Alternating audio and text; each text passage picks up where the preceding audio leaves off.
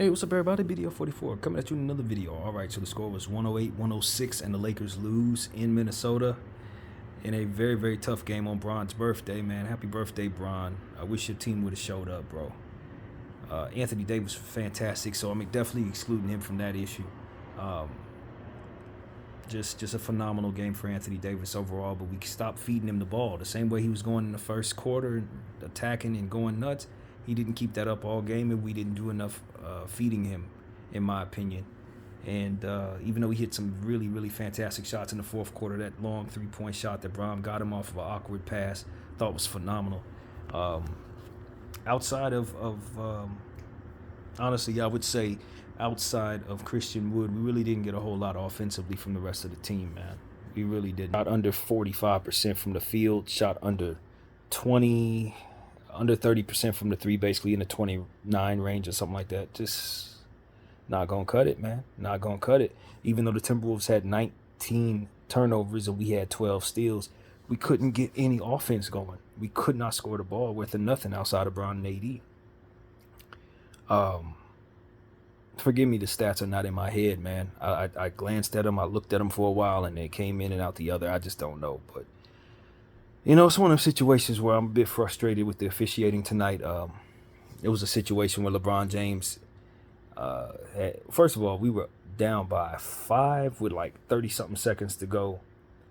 They fouled Braun on an and one. McDaniels did, and then proceeded to get a technical in that same situation. Just a flurry that put us right back into a one-possession situation. We ended up getting a steal on their next offensive possession, and Braun came down and shot a 3, or so we thought, but his toe was on the line ever so slightly, and they called it a 2. I'm going to be honest with you. I don't agree with that toe on the line rule. I never have. The line itself measures the space that the three-point line is. If my toe is on the line, that should mean I'm shooting a 3. Now, if my toe is over the line, then in my opinion, that should be a 3-point shot. But this type of little half-millimeter bullcrap that they hit us with that kept him from hitting the game-tying shot on his birthday, yeah, that makes me want to take a look at that rule if I'm the NBA. That makes me want to take a look at that rule. Because y'all missed out on a real moment. And it was just the wrong... The King deserved better from the league than to have a rule like that take away a big shot on his birthday. I'm just gonna be honest with you. So I don't know if I'm wrong. Maybe I'm just a Laker fan looking through a Laker lens, but that's exactly how I felt about that. And the officiating tonight was extra lopsided in my opinion. I just thought that we were taking on so much contact. And the Minnesota Timberwolves are taking on half the contact and getting calls in those same type of plays. It was all night. It was frustrating, and you know that's how I feel about this game. On one and a half of that aspect is them, man, and how they officiated the game against us. On the other hand, I thought Minnesota's defense was fantastic. You got to give Naz Reid and Anthony Edwards all the credit in the world. Anthony Edwards, I remember, had 33 points. Naz Reid, I think, was like 8 of 11 or something like that. Extremely efficient. So both of those guys were carving us up. Mike Conley was hitting huge shots down the stretch. So you got to give him his credit. Defense was definitely played. Rudy Gobert was good defensively. All of those different things that made their team successful were evident. And I think that I don't know if, again, looking through a Laker lens, if my team offensively just couldn't get it going or if their defense was effectively stifling my team. I honestly don't know. I really genuinely don't know. But I know that they're number 1 ranked defense in the league, and we definitely couldn't score anything outside of our 2 starters. Two stars, rather. Yeah, that's how I feel after watching that game, man. That was one of those, bro. That was literally one of those. You know, Minnesota finds ways to win in basketball games, even when they don't play that great. That's the moral of the story.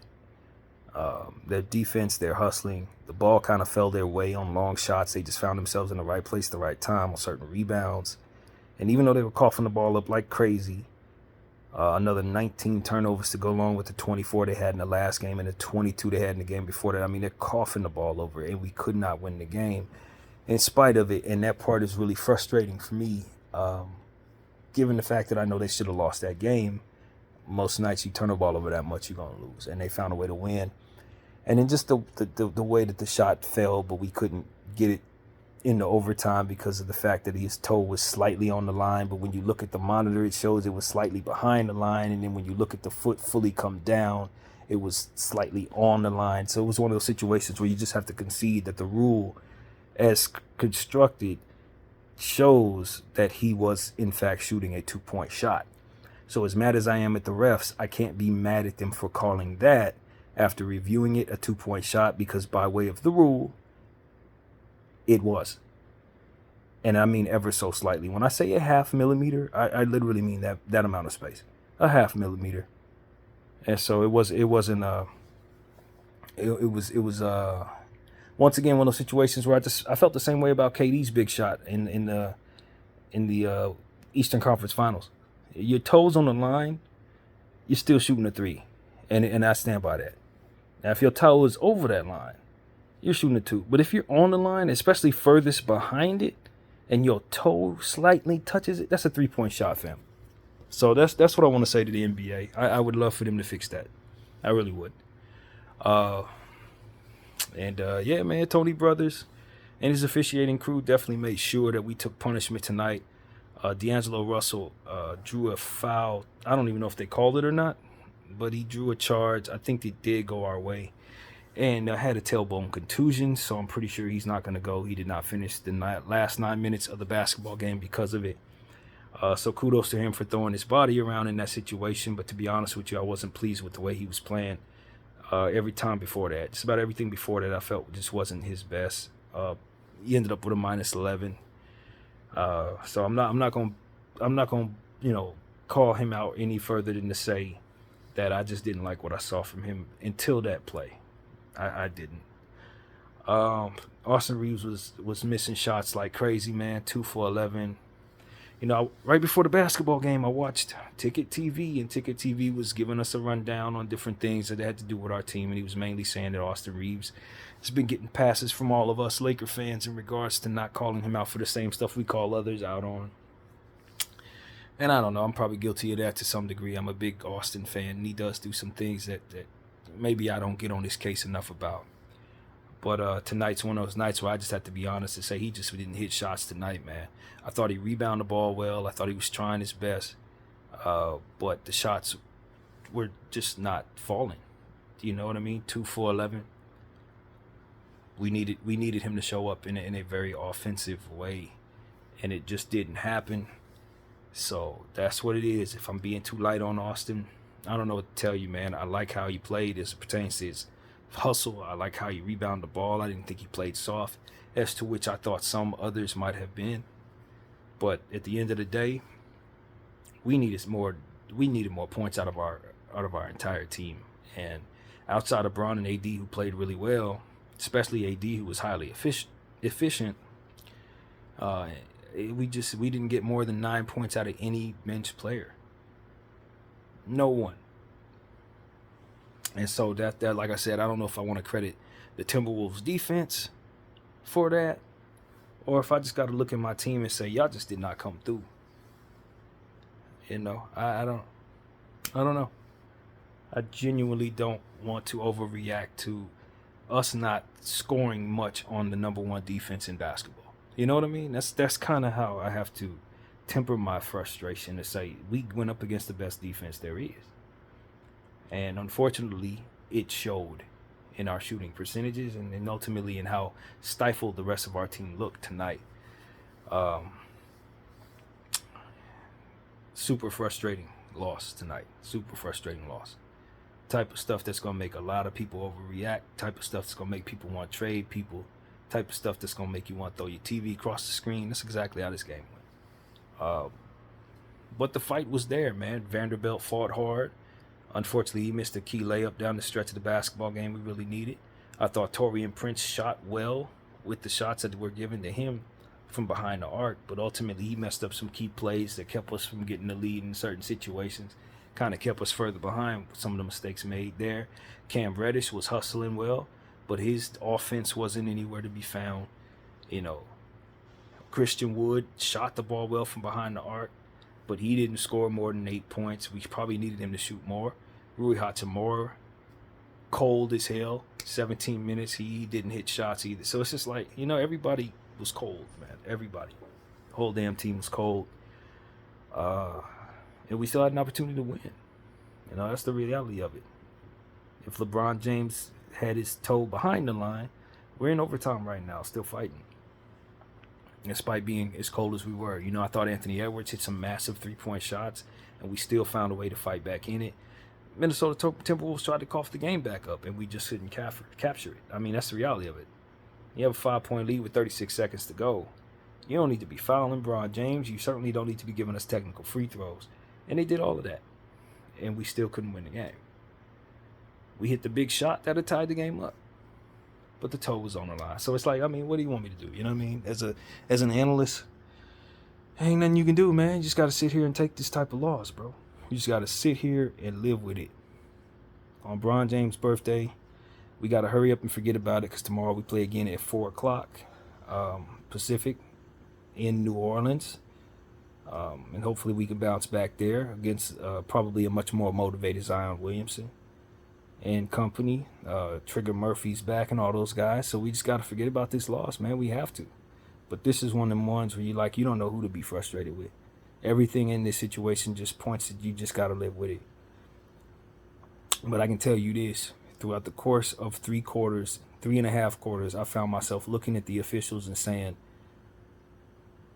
yet another late call? It's like they wait for our failure to see whether or not it's worth whistling. Now, if the play goes Minnesota's way, they don't whistle. But if the play looks like it's going to go the Lakers' way, they whistle it. Every call they made tonight was a late call. Just about. For the Minnesota Timberwolves. And I would, as a fan, love for the NBA front office to take a look at this game and just see if there's anything there. Just see if anything's there. If not, cool.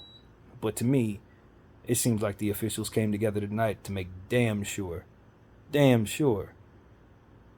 that the plays go Minnesota's way, or else they'll call that whistle.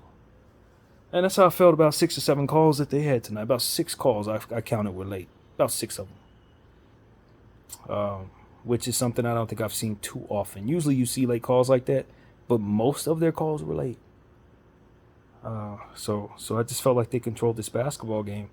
And so down the stretch of it, when your toe is on the line, and maybe it could be and maybe couldn't, maybe Bron's pointing at the monitor showing that the toe was behind the line, and then when it comes down a little further, you see it on the line. So it's like, I did see it come down on the line, but also see what's on the monitor. And I think about everything that led up to that moment, and I realized, yeah, Tony Brothers and them, yeah, bro. So I'm just leaving it at that. Great defense by the Minnesota Timberwolves, I guess. I would love to beat my team up for playing bad offense, but I know the defense is good. But I'll tell you this. I'm pretty damn certain this team ain't good enough to win a championship. Not as currently constructed. Because the moral of the story is this. Bron showed up, played hard, hit big shots. AD was phenomenal throughout the course of most of the game. I would have loved for AD to continue to keep his foot on the gas the way he did in the first quarter, because he could have led us. He could have had 70 points tonight if he would have kept his foot on the gas, but he's not. He's not like that. That's not who he is. He's going to do that in the first quarter, and he's going to chill for the rest of the night, and that's just who he is. Frustrating as it is, that's just not. He's not going to do that. He used to do that in New Orleans, and he'd walk away with 57 points, 20 rebounds for the New Orleans Pelicans. But for whatever reason with us, he'll have a quarter like that and then foot off the gas. So that's who we have. But I thought he was good tonight, man. I did, but I just need him to not take his foot off the gas when the rest of the team can't score on the defense we're going against. So that's my only slight critique of Anthony Davis. You gave me a whole 20-point first quarter and probably ended the game with like 27 points or something like that. I need more, man. I need more. When we're going up against Anthony Edwards, going up against Naz Reid, who can't miss, you can't stop, because you're the only one who's piercing through the defense. Ain't nobody else doing anything against them. So I think the moral of the story for me if I'm just going to put the onus back on my team, I look at Darvin Ham and I just say, our defense isn't winning basketball games. You could put these one-way defensive guys on the floor. I like them, you like them, we like them. But they're not winning. Cam Reddish, Vanderbilt, it was too much of them tonight. It was too much of them tonight. This is going to sound crazy, but I'm going to mean it. I thought he took Prince out of the game in a way that makes sense because Prince had messed up a dynamic play. He had turned the ball over and he took him out the game. But what Darvin needs to look deeper into in that situation is Taurean Prince the only guy stretching the floor. Him and Christian Wood's the only ones hitting any damn shots. So if you subbing somebody in, you got to know that your whole team can't score tonight, man. And so that was my problem. It was like, yes, I was frustrated with what Taurean was doing wrong. And I also recognized that Taurean was literally the only person hitting shots outside of our superstars. Now, on a night like tonight, you have to let Taurean's mistake stay in a bubble where you don't overlook what he's bringing to the table because you got to look at everybody else not doing enough. You feel me? So on most nights when Taurean turns the ball over the way that he did, I think it was like the 8-minute mark or the 9-minute mark, I'm like, yeah, you got to get him up out of there. He's just messing up. But when you realize the rest of the team is shooting like 20% and he's hitting all of his 3-point shots, it's like, yeah, we got to live with his limitations because he's the only one scoring out there. You know, and so I thought Taurean was shooting so well from behind the arc that when we took him out, we couldn't really score much. We went on a scoring drought that was kind of glaring. I think we missed like 9 straight shots. And so that's kind of something that stood out. And when you look at the end of the game and see how close it was, it's like it didn't have to necessarily stay that close if we could have just kind of rode the hot hand there. Same thing with Christian Wood, hitting threes. Christian Wood's hitting threes. Why did we stop feeding him? You got to go with what works because everybody else is cold. You feel me? So you got Austin can't hit a bucket. Rui can't get a bucket. Cam can't get a bucket.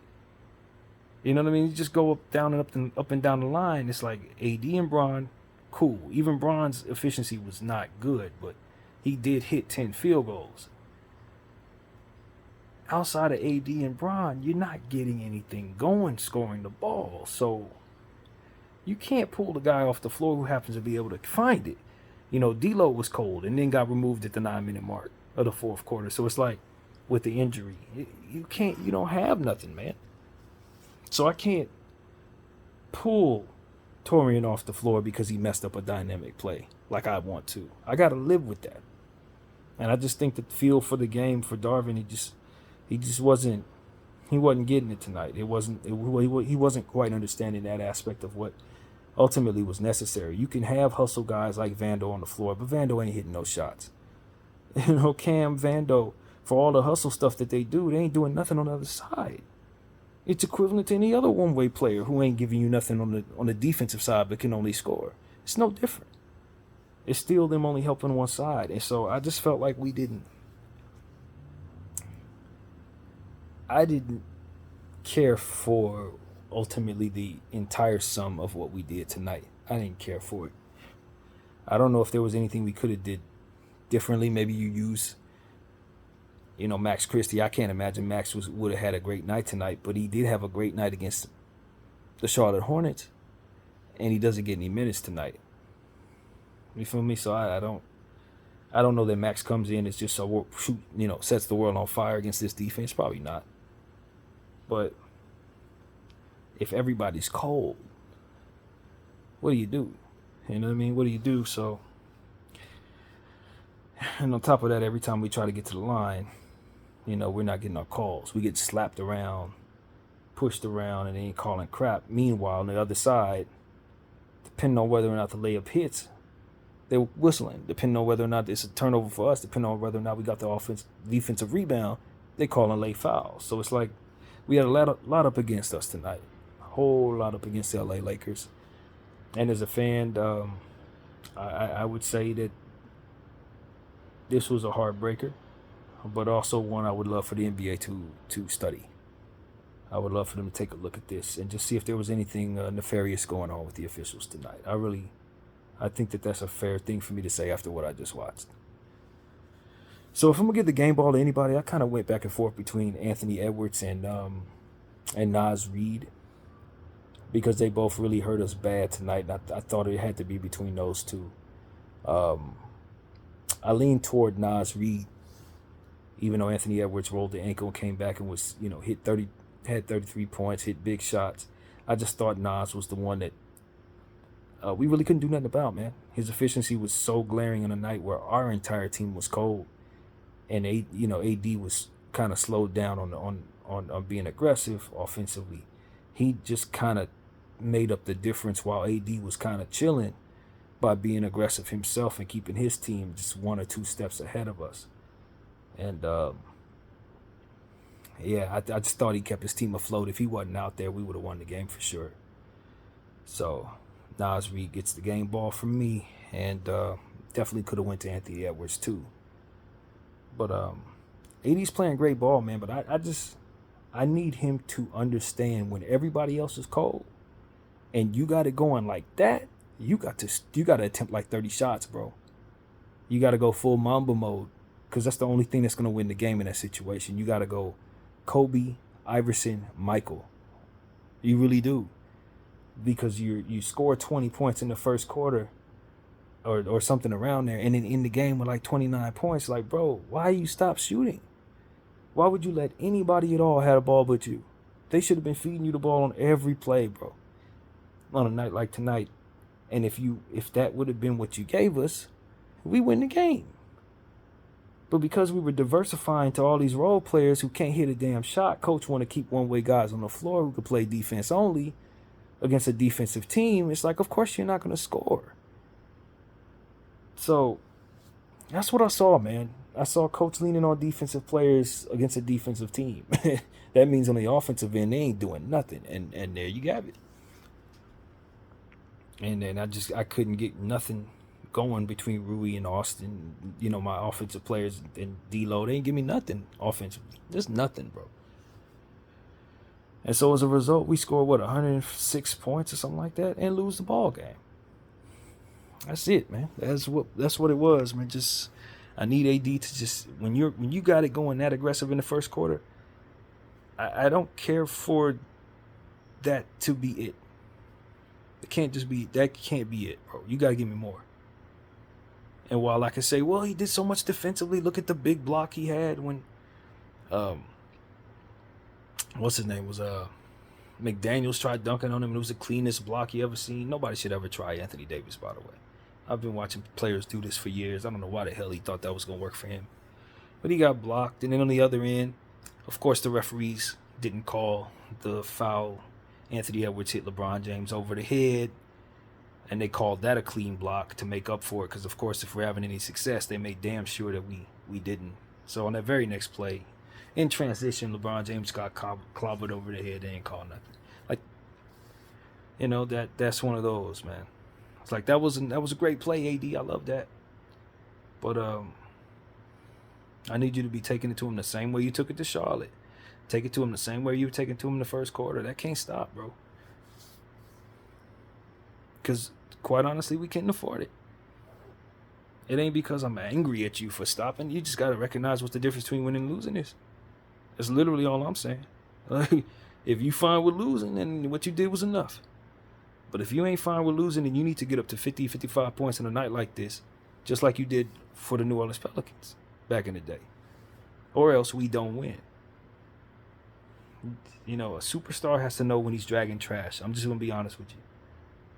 Kobe did it. Bron has done it for many years. Mike did it. Iverson did it.